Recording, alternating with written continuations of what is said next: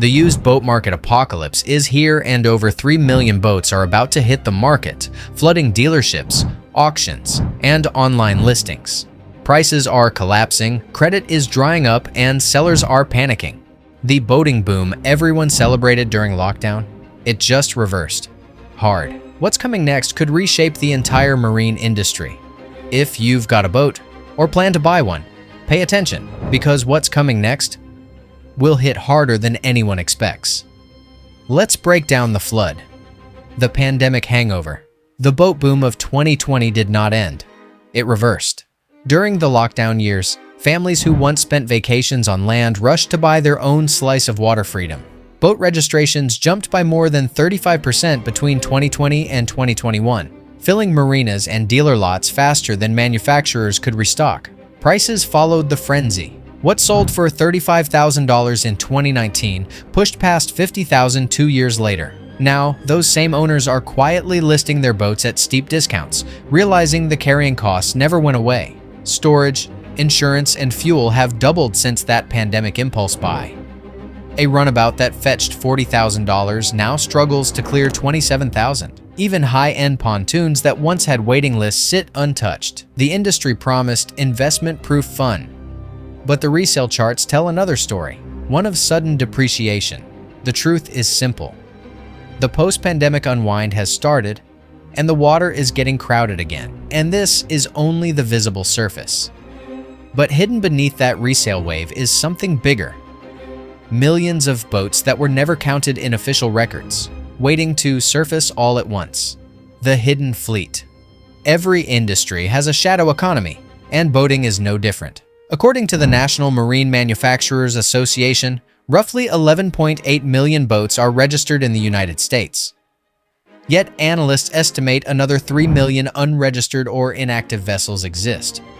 Boats tucked in barns, driveways, or storage yards since the early 2000s. Many were sidelined by maintenance costs or aging owners, but inflation has changed the math. When used values spiked during the pandemic, that dormant fleet suddenly had dollar signs painted on the hull. Online marketplaces show a surge of listings under $15,000, each competing for fewer buyers.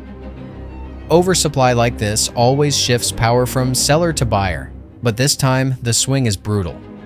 Dealers already sitting on last year's trade-ins are being undercut by private owners posting cash-only deals. The result, a market with too many boats and not enough wallets. Yet leverage only matters when people want to buy, and that appetite is fading fast. If you're already seeing prices drop in your area, hit that like button and tell me what's happening near you. Your comments help map how deep this flood really runs and how fast it's spreading. Demand crash and the silent lots. Walk any coastal dealership this fall, and you will notice what the numbers already confirm. The traffic is gone. According to the Boats Group mid-year data, used boat transactions fell sharply in 2024, while the average time on market nearly tripled, from roughly 30 days to more than 90. Rows of unsold boats sit under tarps, their glossy brochures gathering dust. Even weekend shoppers have vanished, stalled by higher borrowing costs and lower confidence. This kind of silence speaks louder than any sales pitch. When demand freezes, depreciation accelerates. A boat loses value not only through age but through time spent unsold. Analysts estimate that certain classes, like 20-foot bow riders and entry pontoons, are now losing up to 10% of value each quarter. Owners who miss the seasonal window face an even steeper curve by spring. The equation is cruel but predictable. Too much inventory, too little credit, and rising anxiety among sellers who can no longer wait. And behind every one of those unsold boats stands a bank watching its loan balance shrink faster than its collateral value. Credit tightens the knot. Marine lenders once prided themselves on stability. Loan delinquencies stayed low, and borrowers were older, disciplined, and asset-rich. But as interest rates climbed from roughly 6% to 9%, the math changed. For buyers, higher monthly payments killed the impulse purchase. For dealers, the cost of carrying unsold inventory, known as floor plan interest, became a slow bleed. Every 30 days a boat sat unsold, the dealer paid more to the bank. Multiply that by hundreds of hulls, and you get an industry quietly choking on its own inventory. This is why cash buyers suddenly hold the power. Dealers facing another payment cycle would rather take a haircut than watch interest pile up. Negotiation margins that used to be 2% are now reaching 10%. For the cautious buyer, that is real opportunity, but also a sign of distress. When credit tightens, desperation follows, and the next stage of the market moves from quiet markdowns to public fire sales. And that pressure is already spilling onto the showroom floor, where dealers start making moves they swore they never would. Floor plan fire drill. For most dealerships, every boat on the lot is a loan on wheels, or in this case, on water. Each one is financed through what insiders call a floor plan agreement. Dealers borrow to stock inventory, and every 30 days they pay interest on those unsold boats. When rates were low, this cost was manageable. But now, with interest climbing above 9%, those monthly charges are eating through margins like saltwater through steel. A leaked dealer bulletin from the Southeast Marine Association shows aging inventory at record highs. Nearly 40% of late-model boats have sat more than 90 days without a buyer, forcing managers to choose between paying more interest or cutting prices. The result is quiet panic. Sales teams that once bragged about wait lists now whisper about turn time. Dealers are under pressure from lenders to move stock fast or lose credit lines entirely. That means price reductions are no longer a marketing trick. They're survival math. By the end of this quarter, expect to see markdowns of 5 to 15% on boats built after 2021.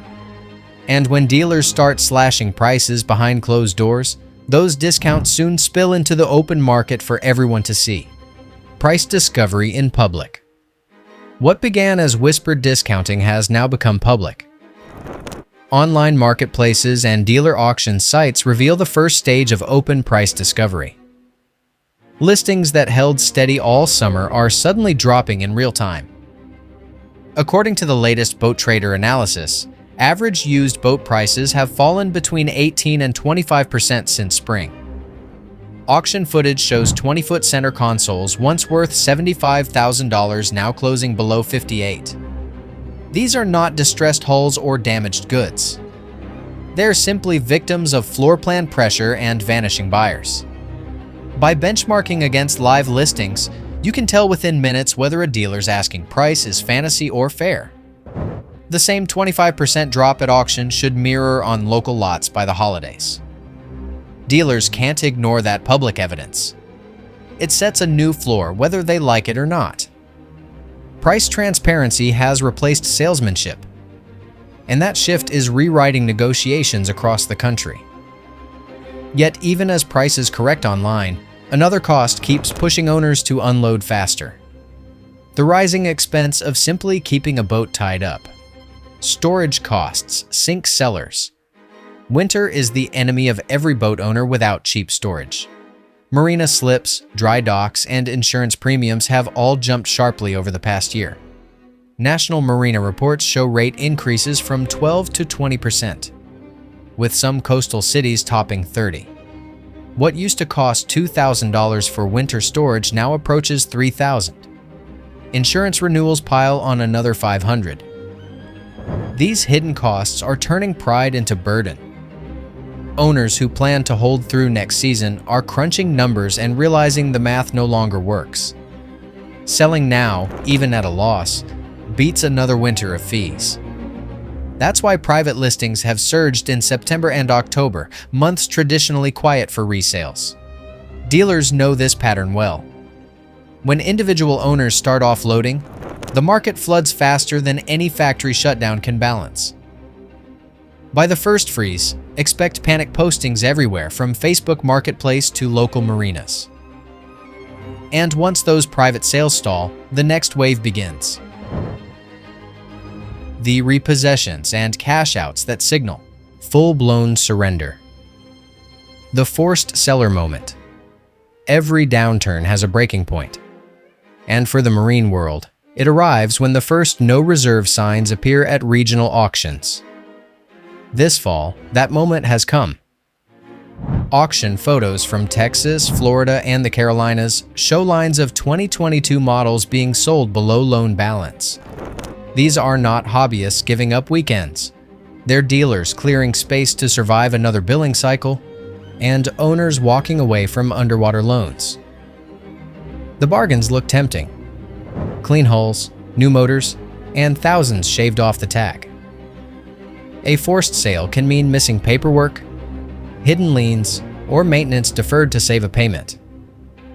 For those who inspect carefully, this is the start of the bargain phase. Cash buyers with patience will capture the steepest value drops before the market stabilizes in spring. The opportunity is real, but so is the risk. Every deal in this phase rewards preparation more than luck. And now that the selling pressure has reached its peak, let's talk about the buyers, the ones ready to play the long game. Choice shock. For the first time in nearly 4 years, buyers finally hold the upper hand. The listings have exploded. Pontoons from 2021, center consoles from 2022, and skiffs only 1 season old now fill pages of online marketplaces. Inventory that once took weeks to appear is now measured in minutes. Dealers who bragged about waiting lists during the pandemic are quietly calling back anyone who ever walked the showroom floor. With 3 million boats poised to hit circulation, the market has shifted from scarcity to saturation. After years of inflated prices and arrogant sales pitches, negotiation power has returned to the people paying cash. But it also brings confusion. Too many options can blur value and invite mistakes. The difference between a fair deal and a future headache often hides in paperwork, storage history, or financing fine print. This is not a clearance sale. It is a minefield disguised as a buyer's paradise. Because behind every discounted boat sits a math problem waiting to punish anyone who buys too early or too late. The depreciation math. Every market correction runs on timing, and boats are no exception. Consider a 2022 dual console model that sold for $129,000 in March. By September, it was relisted for $101,000. That is a $28,000 drop in just 6 months, driven by oversupply and higher borrowing costs. The pattern is clear. When interest rates climb, the carrying cost of every financed boat rises, and sellers respond with price cuts to move units before winter. The supply line fills faster than demand can absorb it, forcing depreciation to accelerate quarter by quarter. Waiting 30 days can save $3,000, but delay too long, and clean models vanish to cash offers. Track listings, lender data, and seasons. Strategic timing wins. Impulsive buying turns excitement into avoidable loss. And those trends shift dramatically depending on where you shop, because geography now dictates value as much as condition. Regional whiplash. This market no longer moves in unison. Florida remains a hotbed of activity. Its year-round boating culture keeping mid-range inventory moving. Meanwhile, the Midwest is turning cold, literally and financially.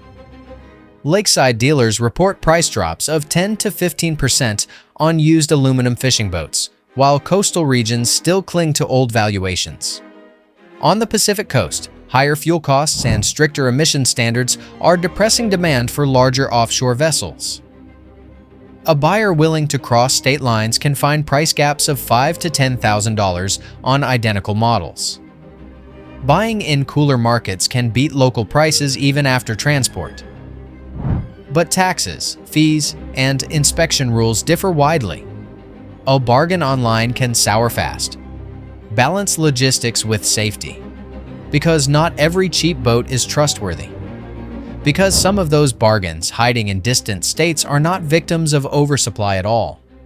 They are refugees from something far worse. The shadow fleet. When the Gulf and Atlantic hurricane seasons tear through marinas, thousands of boats are damaged, salvaged, or written off by insurers. Many later reappear in other states, scrubbed clean, repainted, and relisted as lightly used. This phenomenon is the shadow fleet, the unseen supply that slips through auctions and into online listings. Photos tell the story. Mismatched gel coat, fresh wiring spliced over corroded connectors, and serial numbers that skip sequence. Carfax marine databases have begun flagging these hulls with storm or salvage designations, but many smaller brokers still ignore the warning. Salt intrusion, warped transoms, or cracked stringers can erase savings. Verify titles, registration, and hull numbers before paying.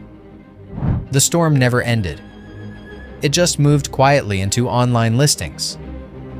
And while buyers navigate this minefield of bargains and traps, the builders themselves are starting to feel the consequences of their own overproduction. If this breakdown helped you see what's really coming, make sure you're subscribed. The next wave of data hits soon, and those who know first save the most. Stay sharp, stay subscribed, and stay one move ahead. Builders hit the brakes. When manufacturers start slowing their lines, it is the clearest signal that the cycle has turned. Boat factories across the country are reporting production cuts of roughly 15%, the steepest pullback since the recession of 2009. Executives call it inventory alignment, but inside the plants it means furloughs and empty shifts. The backlogs that once stretched for 6 months have vanished. What used to be a waiting list for delivery is now a call list for potential buyers. Even long-established builders are holding completed hulls in storage, unwilling to ship units that dealers cannot finance or floor. New boat prices remain high but meaningless. Buyers see used models thousands cheaper with identical parts and warranties. Factories can't cut without harming dealers, and dealers can't sell without cuts, forcing production slowdowns as the industry finally stops outrunning its own market. But when builders hit the brakes, the next move belongs to the banks that fund both them and the buyers waiting outside the showroom. Finance rewrites the rules. Banks once saw marine lending as a safe niche. Older borrowers, predictable incomes, low default rates. That comfort is gone. After 2 years of shrinking collateral values and slower payments, underwriters are rewriting the playbook. Down payments that once averaged 10% are climbing toward 20%. Loan terms are shortening, and interest rates show no sign of easing. More lenders now demand verified cash reserves before approving even mid-tier loans. Those who cannot meet the new criteria are turned toward cash-only deals, shifting risk from banks to buyers. Walking in with financing-ready flips control from salesperson to customer. Dealers desperate to move stock bend fast when they see cash. Prepared buyers win, but tightening credit soon sends ripples far beyond showrooms. Because when financing slows, it is not just buyers who feel it. The ripple spreads through every small town and waterfront economy that depends on the marine trade, communities, and crew cuts. The fallout from the slowdown is not abstract. It is visible in marinas, workshops, and coastal towns built around boating. Dealers are trimming staff to survive, cutting marketing budgets, and reducing showroom hours. Marinas are postponing expansion plans, delaying dock repairs, and scaling back maintenance services. In some regions, local governments are already bracing for lower tax revenues tied to boat registrations and tourism. The slowdown moves like a tide, pulling money away from the shoreline and into waiting accounts. Service delays stretch for weeks. Labor rates rise, and repair bills now rival insurance and slip fees. Owning a boat no longer feels like leisure. It's time, expense, and uncertainty balanced on increasingly fragile margins. And after all the data, layoffs, and lending rules, one final question remains. What should you do next to stay ahead of the current? How to play it smart.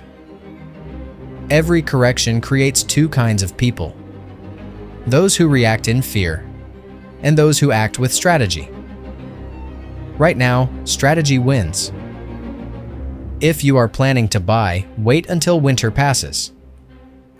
By early spring, inventory pressure and unsold trade-ins will reach their peak, giving you the widest choice and deepest discounts. When you inspect, go beyond the polish. Verify titles, demand service logs, and check hull identification numbers against national databases to avoid hurricane, returns, or flood damage. Negotiating storage credits or delivery fees can save hundreds, sometimes thousands, if you know where dealers are bleeding cash. If you already own, resist the urge to sell into panic. Hold steady until prices stabilize and insurance renewals settle. The market will find equilibrium once production and financing balance again. What matters most is clarity. Knowing the real value of your boat, the timing of your decision, and the traps waiting in emotion-driven deals. You have earned that knowledge by watching closely and asking the right questions. Now, use it. Stay patient, stay factual, and keep your wallet afloat. The flood is here, and it's only getting deeper. Prices are falling, credit's drying up, and those can't-lose investments are sinking fast. But the smart buyers, they're watching, waiting, and ready to strike when the market bottoms out. Don't be the last one to find out what's next. Hit subscribe and turn on notifications, because the next wave of data drops soon, and you'll want to see it before the dealers do.